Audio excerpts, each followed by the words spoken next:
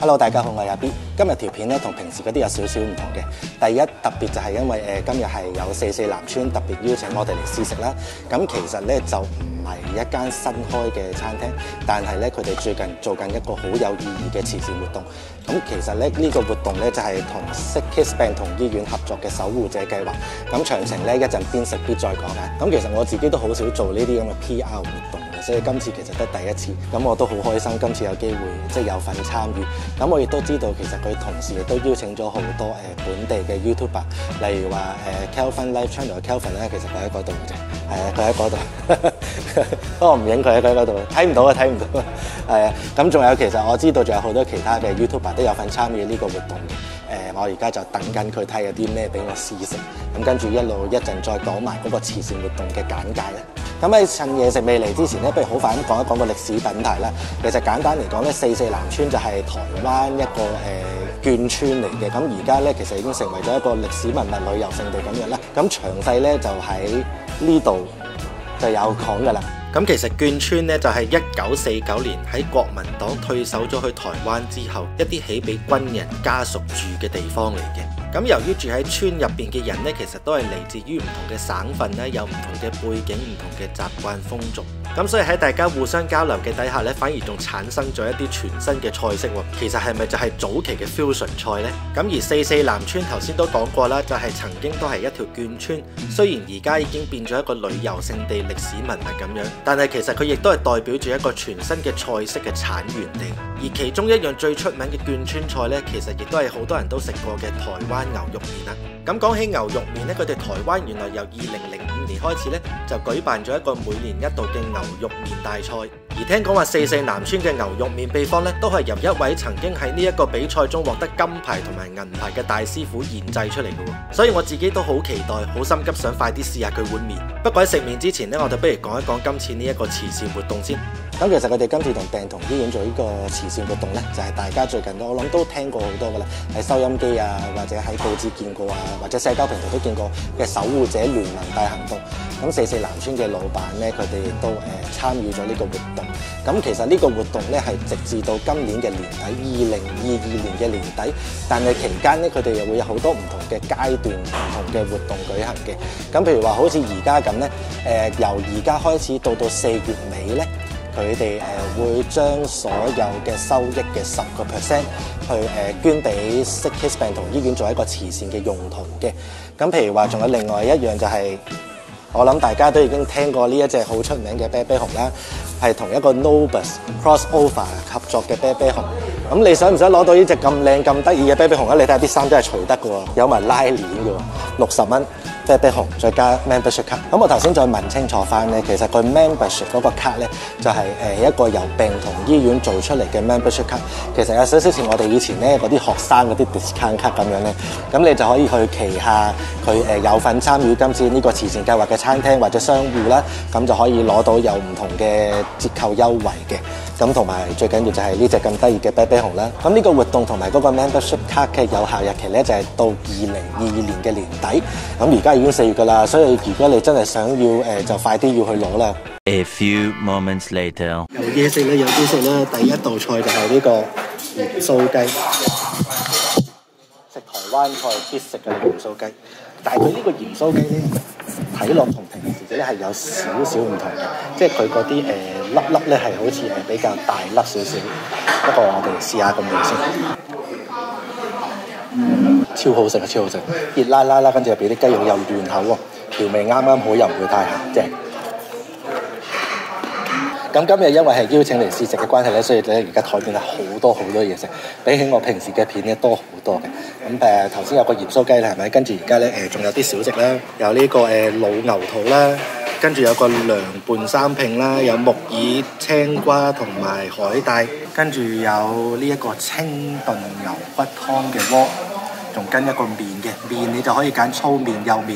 呢一個就係幼麵，咁呢個就係佢哋嗰啲牛肉啦。咁佢係一個個人火鍋，台式火鍋，跟啲菇啊，跟隻蛋啊，有少少菜啊，個份量都唔細。成台都係嘢，試下先。逐樣嚟啦。滷水牛肚，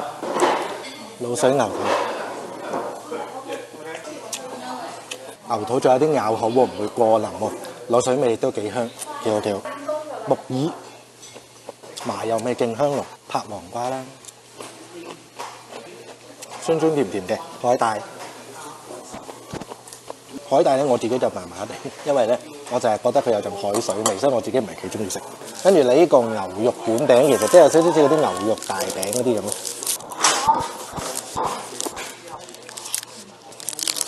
個餅我初頭睇落以為好油膩，但係食落口唔係好油膩嘅啫。跟住入邊又包咗好多青瓜絲咧，佢嗰個滷水牛肉咧，其實有少少似嗰種滷水牛腱啊，薄薄嘅，都幾腍，唔會話好柴好乾。呢個幾好食啊，香香口口。清燉牛骨湯呢個我有啲期望嘅，因為清燉嘅嘢咧，真係嗰個料頭啊，同埋嗰個煲嗰個烹調時間啊，功夫係好講究，所以睇下佢個清燉牛骨湯好唔好先。就咁睇落去都幾清澈，唔會話好多油，唔會話好多嗰啲蛋白質浮喺面。試下先。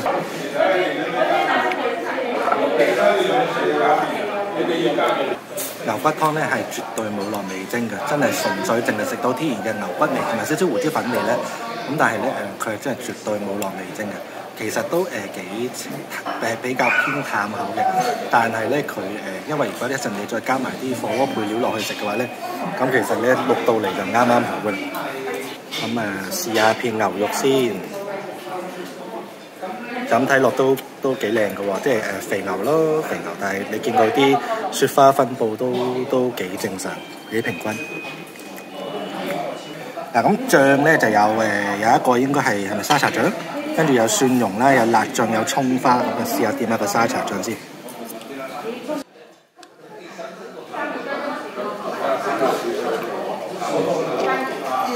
牛肉係非常之嫩滑嘅，有牛味正。咁你見到就好多菜啦，有蛋、黃芽白、豆卜、金菇、高麗菜，咁呢啲就可以抌定落個煲度。咁最後呢樣咧就係佢哋嘅鎮店之寶啦，紅燒牛肉麵。我哋今日揀呢個咧就紅燒三寶啊，就係牛肚啦、牛肉同埋仲有牛筋嘅。咁紅燒牛肉麵湯頭好緊要咧，所以梗係要試下個湯先啦。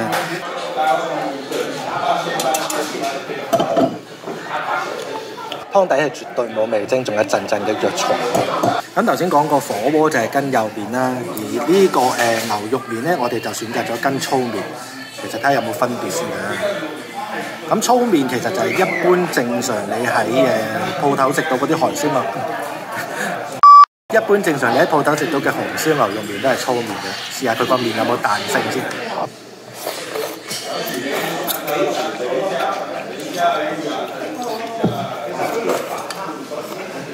麵係非常之有麥香味嘅，亦都唔會話好腍，冇晒咬口嗰隻牛筋啦，都幾好，冇煮到散晒。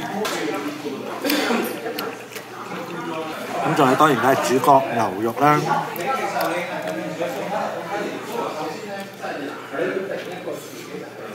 佢呢個牛肉咧係有咬口嗰種，但係唔好誤會喎，有咬口，但係絕對唔係話好多渣咬唔爛嗰隻。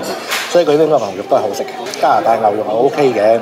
個火鍋其實最後咧就有個麵倒埋落去，哇！呢碗麵好鬼大嘅，倒埋落去咁你就可以咧用翻你頭先殺牛嗰個鍋嚟。頭先講個牛肉麵嗰個就係粗麵啦，今次火鍋呢個我哋就揀咗幼麵。其實嗰個粗幼嘅分別大概係一條開兩條度啦，即係一條粗麵咧開出嚟就等於兩條幼麵咁上下啦。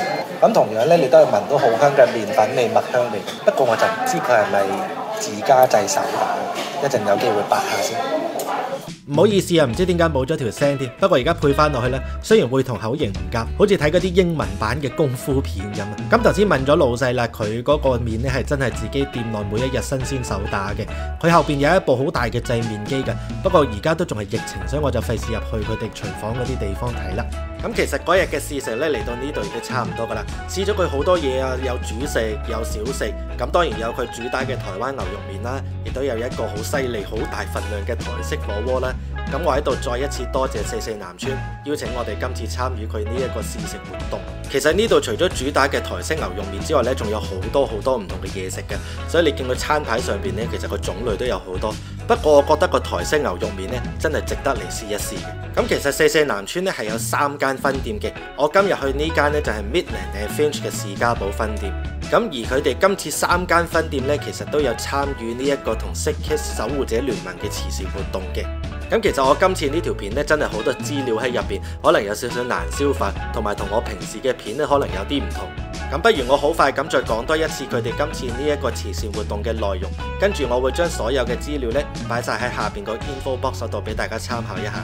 第一樣就係由今日開始到4月30號，大家如果去44南村嘅店鋪消費呢，佢哋會將營業額嘅10% 拎出嚟捐俾病童醫院作為慈善用途嘅。而如果大家想得到頭先嗰隻咁有型嘅紅啤啤，即係同 Nobus 嗰隻 crossover 嘅話呢，有2個方法。第一就係可以去到病童醫院嘅呢一個網站啦，捐出一個60蚊加幣嘅善款，咁你就會可以得到呢一隻咁有型嘅紅啤啤，同時間仲會有一張會員卡。而呢一張會員卡咧，除咗可以喺44南村3間分店都得到一個9折嘅優惠之外咧，仲有好多唔同嘅餐廳、商鋪都可以得到唔同嘅折扣優惠嘅。而第二個方法就係由而家去到4月30號，如果你哋有去44南村食嘢嘅話咧，將你哋嘅食物打卡照上傳到你哋嘅 IG 嗰度，亦都記住要 tag 翻44南村嘅 IG account 喎。咁喺5月1號咧，44南村就會抽出3位幸運兒，而每一位幸運兒咧都會得到一隻呢一個限量版嘅 Sick Kids 乘 Nobus 嘅紅啤啤噶啦。咁再一次多謝大家收睇今次呢條片啦，係比平時嘅長一啲嘅，因為入邊真係有好多資料。咁希望大家可以多多支持今次呢一個慈善活動啦，有嘢食又有得做善事，我覺得何樂而不為呢？係咪？我哋下次再見，多謝晒收睇，拜拜。